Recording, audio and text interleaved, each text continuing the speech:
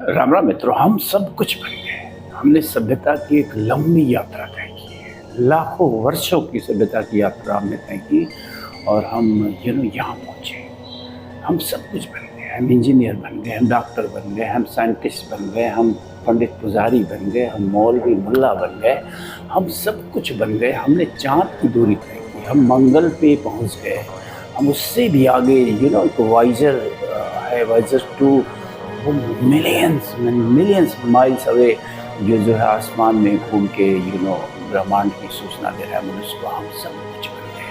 हमने एक से बढ़कर एक आविष्कार किए। हमने एटम बम और हाइड्रोजन बम बना लिए कि एक दो बम पूरी दुनिया का विनाश कर सकते हैं। हमने सब कुछ किया, लेकिन हम इंसान नहीं बन पाए। हम कहते हैं कि हमने सभ्यता की यात्रा तय की और हम सभ्य होते गए। क्या ये सच है कि हम सभ्य होते गए, या फिर हम असभ्य होते गए, या फिर हम विकास के नाम पे विनाश की यात्रा तय करते गए और आज यहाँ पहुँचे इस मुकाम पे जहाँ पूरी दुनिया एक टिकिंग बम पे बैठी हुई। आप कह सकते हैं कि the moment atomic war will start. आप कल्पना भी नहीं कर सकते हैं कि चंद दिनों या चंद घंटों के अंदर इस दुनिया की दिशा और दशा बदल जाएगी। पूरी दुनिया रेगिस्तान में तब्दील हो सकती है। इतने एटम बम हमने बना रखे हैं।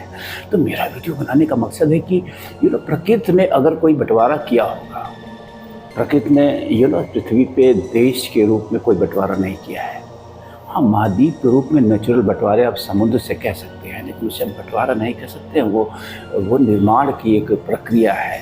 तो प्रकृति ने न तो देश में हमें बांटा है, न तो हमें धर्म में बांटा है, न तो हमें नस्ल में बांटा है, न तो हमें जाति में बांटा है।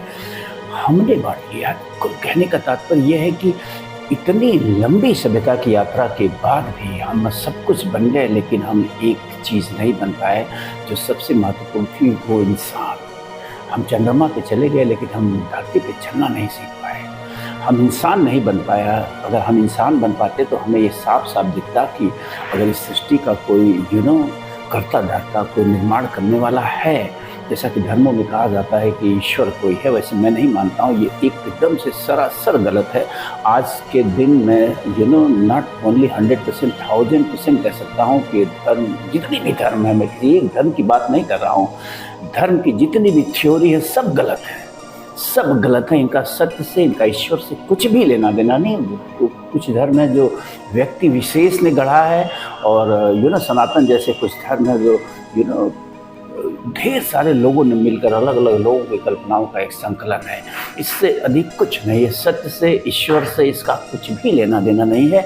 और ये दुर्भाग्य है कि हम मनुष्य अगर इस सत्य को न समझ पाए और धर्म, जाति, नस्ल के नाम पे एक दूसरे का कत्ल करने पे आमादा हो, युद्ध करें, लड़ें, मरें, तो ये इससे बड़े दुर्भाग्य की कोई बात नहीं हो सकती। और ये प्रमाण है कि हमने सभ्यता की यात्रा, हमने विकास की यात्रा नहीं करी है, बल्कि हमने ऊर्ध्वगामी हमारी यात्रा नहीं है, अधोगामी यात्रा है। हम कभी इससे बेहतर थे संभवतः, और वहाँ से हम गिर के नीचे यहाँ आ गए हैं।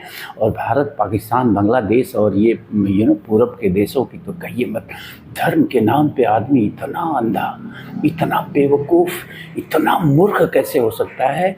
मेरे जैसा व्यक्ति एक कल्पना भी नहीं कर सकता है कि आखिर धर्म इतना मूर्ख कैसे बना सकता है किसी व्यक्ति को, कि अलग अलग ईश्वर बैठा हुआ है, या फिर वो जिस भगवान या ईश्वर को मान रहा है सिर्फ वही सही है, बाकी सब गलत। अरे ब्रह्मांड की तरफ एक नज़र तो उठाओ, ब्रह्मांड की तरफ एक नज़र तो उठाओ। अगर सच में तुम्हारा धर्म सही है, कोई अल्लाह या ईश्वर है, तो उसने इतनी बड़ी सृष्टि, इतनी विराट सृष्टि बना रखी है कि तुम्हारी पृथ्वी का तो कोई अस्तित्व ही नहीं है।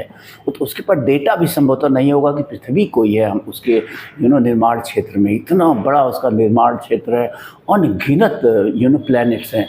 एक मैं परिकल्पना बताऊं विज्ञान की, वैज्ञानिकों ने जब ब्रह्मांड को खोजना शुरू किया, वास्तव में लगातार वो खोजते जा रहे हैं, तो एक अनुमान लगाया उन्होंने कि कितने और प्लैनेट्स, यानी कितने सूरज, चांद और हो सकते हैं इस ब्रह्मांड में। तो उनके पास कोई मतलब अंक नहीं है, कोई गणना की ही नहीं जा सकती है।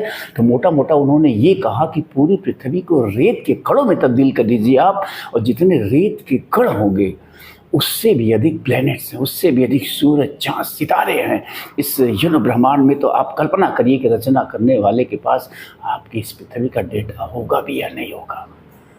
संभवतः नहीं होगा। और आप मूर्खों की तरह मूर्खों की तरह किताबों में लिखी बातों के नाम पे लड़ रहे हैं। ये निश्चित रूप से अफ़सोस की बात है और हर किसी पढ़े लिखे व्यक्ति के लिए अफ़सोस का विषय होना चाहिए कि हम इतने मूर्ख कैसे रह गए। इतनी लंबी सभ्यता की यात्रा के बाद, इतने साजो सामान के बाद, इतनी पढ़ने लिखने की व्यवस्था के बाद भी अगर हम इस ढंग के रह गए तो निश्चित रूप से ये पूरी सभ्यता के लिए शर्म का विषय होना चाहिए, पूरी हमारी शिक्षा प्रणाली के लिए शर्म का विषय होना चाहिए। अब इससे ज़्यादा मैं क्या कहूँ, मेरे पास शब्द नहीं है कि मैं कैसे एक्सप्लेन करूँ ऐसे लोगों को जो लोग इन वीडियोज़ में दिख रहे हैं आज धर्म के नाम पे, जाति के नाम पे, नस्ल के नाम पे एक दूसरे से संघर्ष करते हुए।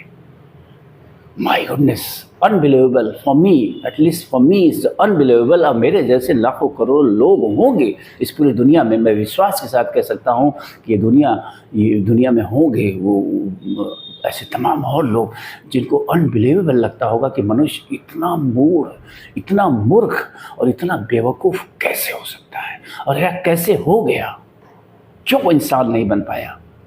ये चिंता का विषय है, ये सोचने का विषय। आज पूरी सभ्यता को मिलकर बैठकर सर्वप्रथम इसी विषय पे चर्चा करनी चाहिए कि आखिर हम मनुष्य क्यों नहीं बन पाए, आखिर हमारी दृष्टि क्यों नहीं इतनी ब्रॉड हो पाई कि हम सत्य को देख सके जो चारों तरफ बिखरा हुआ है। अगर आसमान एक है, अगर चाँद एक है, सूरज एक है, तो क्या नाम बदल देने से वो अलग अलग हो जाएगा। वही हवाएं हमारे फेफड़े में भी जाती हैं, वही हवाएं किसी मुसलमान या किसी पाकिस्तानी के फेफड़े में भी जाती हैं, वही नदियों का पानी, वही बारिश का पानी, वही पेड़ पौधे, फल, चिड़िया, पंछी सब एकदम नेचुरल हैं। एक मनुष्य को छोड़कर सब ने प्राकृतिक रूप से जीना सीखा है और वो प्राकृतिक सत्य से परिचित है, भली भांति परिचित है। परिंदों में फिरका परस्ती नहीं होती, कभी मंदिर कभी मस्जिद में जा बैठे। कभी आप सोचिए कि क्यों? क्योंकि वो देख रहे हैं सत्य क्या है, वो हमसे आपसे बेहतर तरीके से समझ रहे हैं कि सत्य क्या है। तो अनबिलीवेबल फॉर मी, अनबिलीवेबल। ये दुनिया इस समय जिस ढंग की होती जा रही है, मैं पूरी दुनिया को तो नहीं कहूँगा, खासकर भारत, पाकिस्तान, बांग्लादेश जैसे पूरब के देश जिस ढंग से मूढ़ लोगों को पैदा कर रहे हैं, मूढ़ लोगों को पाल रहे हैं, मूढ़ और मूर्खों को बढ़ावा दे रहे हैं, मेरे लिए अनबिलीवेबल है कि वो पूरब को कहाँ लेके जा रहा है, किस तरफ लेके जा रहे हैं, कहाँ जाके पूरब रुकेगा या कहाँ जाके ख़त्म होगा पूरब। ये सोचने का विषय, ये चिंता का विषय है। Thank you. फिर किसी नए विषय के साथ मिलेंगे।